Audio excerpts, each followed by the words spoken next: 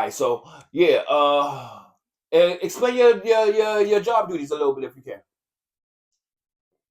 Well, I was inspired by your podcast because you had, I guess, several individuals on your podcast in a different perspective. I could tell you the other side of the perspective. So the job title pretty much was just to, you know, control the environment. Just to, Okay. walk the tail. See if inmates fed, blankets, tissue, toothpaste, toothbrush, soap. So I know you ain't have no incidents because look at you, nigga. Look at you. Who gonna fuck with you? But Nah, I don't. Let me get a good story real fast. Like think of something real fast, and I give you a little time to think to yourself. Right. Give me a good story real fast. Like you know what I mean? Just something. You know what I mean? Well, just happening. It's like what? Like, well, I tell you the beginning story where they butter you up.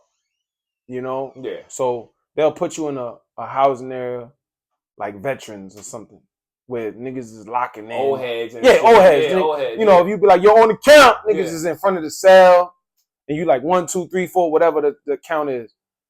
Yo, give me the trays, and niggas is coming giving the trays and shit like that. They butter you up when you first get, so you're like, oh, job is fire. I love this job, And then when you first get out, they throw you in caught up with one. What's that? It was a crib house. Oh. Now when you're in the crib house, you thinking when 12 o'clock come or 3 o'clock come, you like on the count, they looking at you like, what you like you spoke a different language, like you speaking Russian or something. And you like, yo, on the count, you be by yourself, and they looking at you like, bro, we don't do that here. What? And you like, bro, on the count. And then now, as a person, like you said, my stature, size don't mean nothing in there. I knew niggas that was 4 feet tall holding it down. You know what I mean? So let me ask you a question, right? You saying we don't do that in here. Who actually runs the jail? Keep it a buck. Man, I mean, listen, Department of Corrections run the jail. Okay. But here we go. It's different when you in certain housing areas. You know what is what because you have to compromise to make it what they say is, yo, you want a safe tour? So you gotta pretty much compromise your situation to have a safe tour because you got a family to go to. You probably got a girlfriend, a boyfriend, kids to go to, a dog, a cat, whoever. Okay. So you looking at it like just trying to make it home type shit. I'm just gotta make it home. Yeah. So most people would sacrifice and compromise to what they're saying. They used to tell you all the time, do your 8 and hit the gate, right?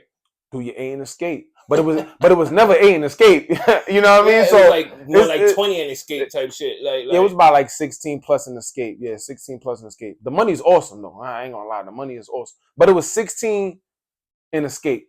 It wasn't never 8 and escape. 8 and escape. Shit, I never did 8 and escape. But in the beginning it was 8 and escape. But going towards the COVID time in the era, that's when we wasn't doing 8 and escape. We was doing probably like 20 and escape. COVID time. COVID time. Mm-hmm. All right, talk about COVID time. Mm-hmm. How was it for COVID time? Like, was it COs? Was it like? So it wasn't. It was also shit just like the streets, right? Like, yo, stay away from me type shit. They had the boxes on the floor everywhere type shit. Like, niggas had to wear face masks. The inmates had to wear face masks walking out the housing area. The COs had to wear face masks all the time. During that time, and I think that was the worst time for a lot of us because just like the brother that you had during COVID, he said, I think he was an old boy. I was looking at old boy because we didn't have free movement in 9-5. We didn't. Everything was escorted. So if you wanted to go to take a piss, it was escorted. If you had to go to Como, it was escorted. So everything was escort moving. So old boy, I don't really know what that was.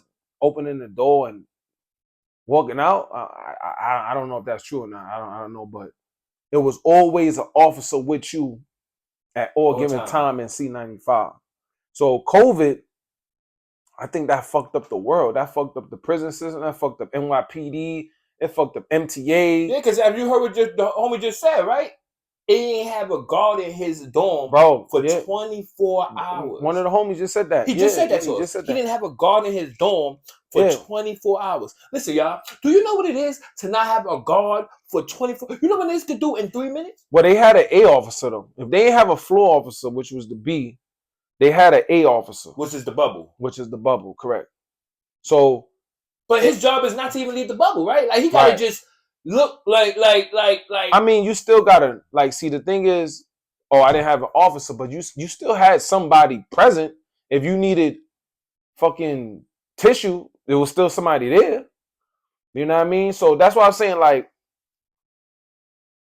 I come from the struggle just like everybody else, but it was just an opportunity that was presented where I could make a lot of money. So I felt like, yo, I gotta go make this bread.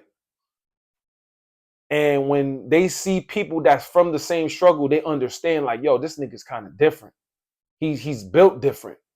So me to say that is when he say, yo, we ain't have somebody for 24 hours. Nigga, you always had somebody. It wasn't nobody neglecting you. It was somebody there like, yo, can I get a soap? Give it that stage soap. But it just wasn't nobody walking around on the floor. Right. Shit like that, right? And to be honest, they didn't even want niggas walking on the floor because they felt like we was being super cop when you walking on the floor. So let me ask you another question too. Would you prefer cell living or dorm living as a worker? I like the dorm. Like the dorm living? Yeah, because the dorm, you can see everything. Everything is out in the open, right? Right. So the cell, if it's like 4 or 5 niggas in the cell, you like, yo, bro, you know, I get that y'all want to rap, but that could be a lineup. And most of the time it wasn't lineup. No, yeah, right. So I always like the dorm setting because I could sit there, nigga, and figure like I'm sleeping and see the whole thing. But in the cell area, in 9-5 was, I think it was 31 cells. You could see everything. So now if you see 3 niggas going in the cells, what they told us, like, yo, you know, 1 person in the cell. Like you was telling me about the walk, like yeah. You walking the tier.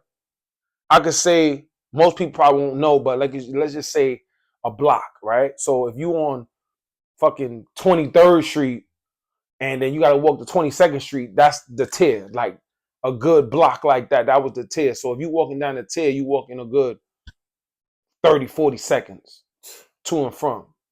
Now when you go to the back of the tier, there's a little window, look out. Oh shit, it's white. And then you go back, it's dark. So but yeah, the tier was pretty much my little exercise, nigga. That's how I got my steps in. Every 30 minutes, nigga.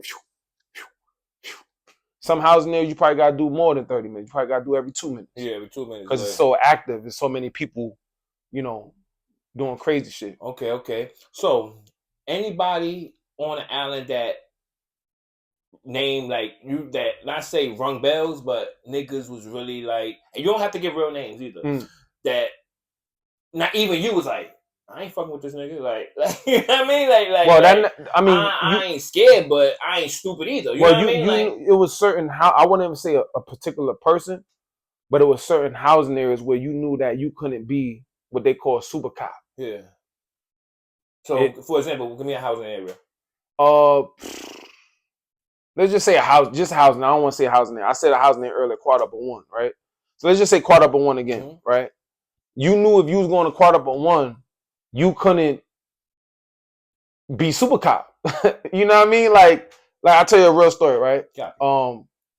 I got sent to Quadruple 1, and I'm like, yo, it's 10 o'clock in the morning. Why the lights are off? All the lights are off. The lights supposed to be on.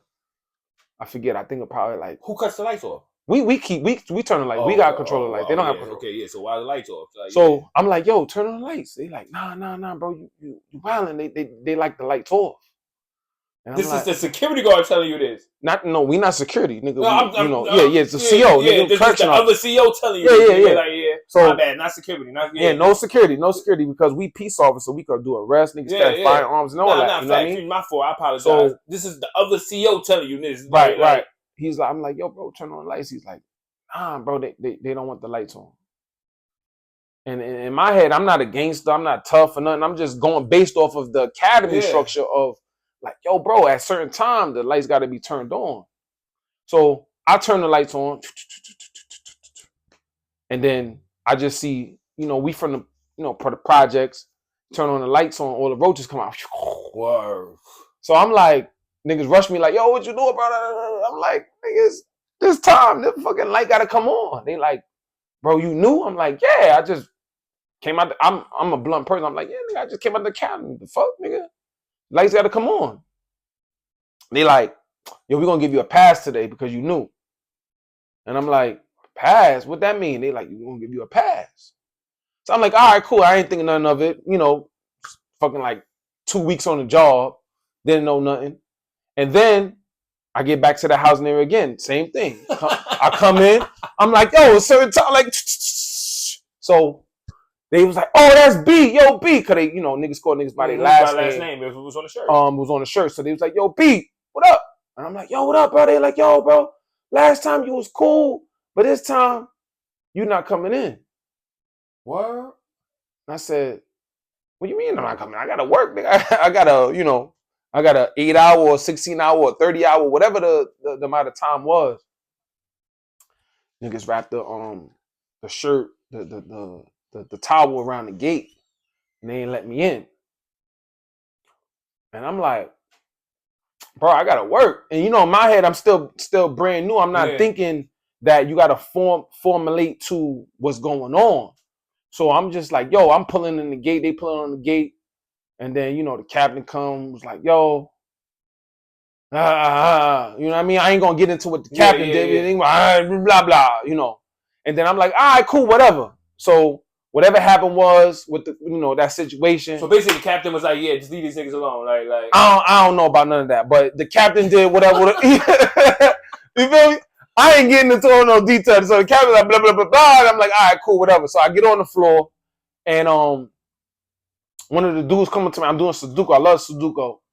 And one of the dudes is like, yo, B, we rock with you. You cool. Because I didn't do nothing. I'm not enforcing, the law or nothing or whatever. I'm just like, yo, this is what it is. I'm one person versus 31 niggas. 31 max. Not 31 minimum or medium or zero. These niggas is max. Maximum security. Everybody is red ID. Yeah. You know what I mean? And then, for your viewers, if the real niggas know what red ID is, you got a red card. Yeah. Your card is red. So we already know, like, oh, I got this in my housing area. It's a red card. So if you got 31 niggas and 25 is red cards, it's like, bro, I gotta play my position. And if he's not saying it, I'm saying it, people, if y'all don't know, red card mean straight killers. Like, you know what I mean? They in there for murder. They in there for either, like, you know what I mean? All that shit y'all see on TV. They got, if you're in New York City and you see a crazy story on TV and they caught the person, this man seen them. Right. Like, you know not necessarily. It could be some niggas that had red cards could be mistakenly, like the top dog or just a regular nigga could have threw something in your cell, right? And we caught you in that cell with that thing, and we'd be like, yo, we caught this person with that banger, and they like, yo, that's not mine. And we'd be like, it was in your cell. And then we'll red card them. So it could have been a nigga that's harmless. Let me ask you a question, right? How many real smart niggas? You're a smart nigga, right? You know what I mean? How many real smart niggas have you ran across in there? Like, what the fuck are you doing in here? Like with real talent, like drawing, so I got a story for you. Yeah. I got a story for you. Thank you. Let me get my nip real quick. This is a real story. Nah, fact. So I was thinking about this. That was a real story. I was in I think I was in the dark side. I think it's still called the dark side. C95 is closed now, but it was the dark side. Okay. And the people that are civilized that talk to you, the new word is the op, right? You the op. You the op, yeah. So when you talking to a cop, because I'm a cop pretty much, they feel like you giving information out. So it was this guy, I forget his name, Jamaican guy. He always used to talk to me every day, probably stayed next to me every single day and just talk to me about his kids, his wife. He made a mistake, and he's in this maximum security housing area. So hold up. I was cool with everybody because